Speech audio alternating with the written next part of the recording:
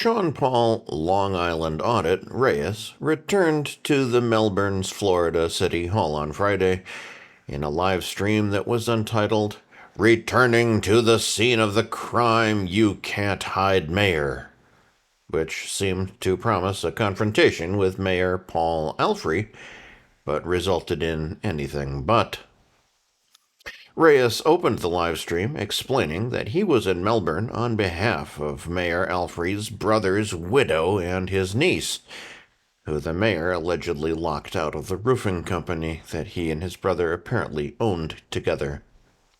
The rotund YouTuber continued his narrative that Mayor Alfrey stole funds from his deceased brother by using a company credit card after his brother's death.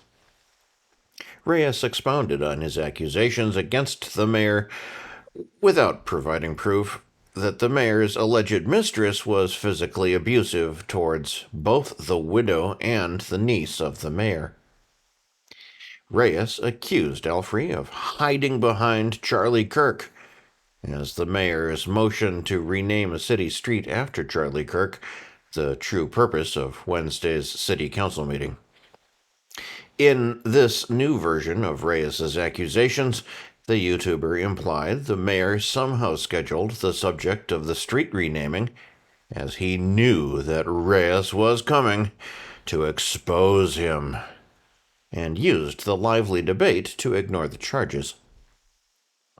Promising new lawsuits, Reyes said that the mayor had multiple mistresses that he took to different meetings. According to Reyes's unfounded accusations, the mayor had a mistress he took to Democratic events, a different one for Republican events, and a third for Latino events. The third mistress was again identified by Reyes as a woman sitting in the front row of the city council meeting, who later screamed at him outside of the meeting after his ejection. According to Reyes, he heard that the Melbourne Police Department can't stand the mayor and were on the verge of revolting against him. Reyes encouraged officers to stand up to the corrupt mayor and reminded his viewers that the mayor's contact information was in the description of his video.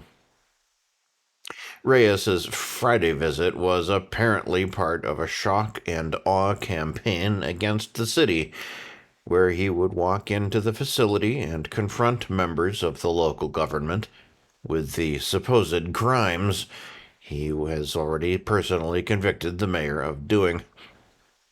Instead, he was politely greeted by everyone in the building, saw little to no pushback for his FOIA requests, and was even politely greeted by the city attorney, who explained that sharing of time at city meetings, contrary to claims by Reyes, was not permitted under city council rules.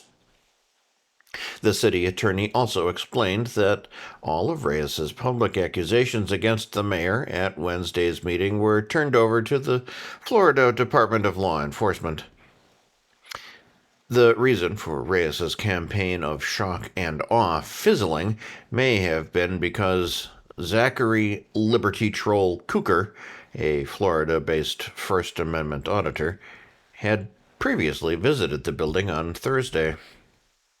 Thursday saw Cooker interact with many of the same people Reyes did on Friday.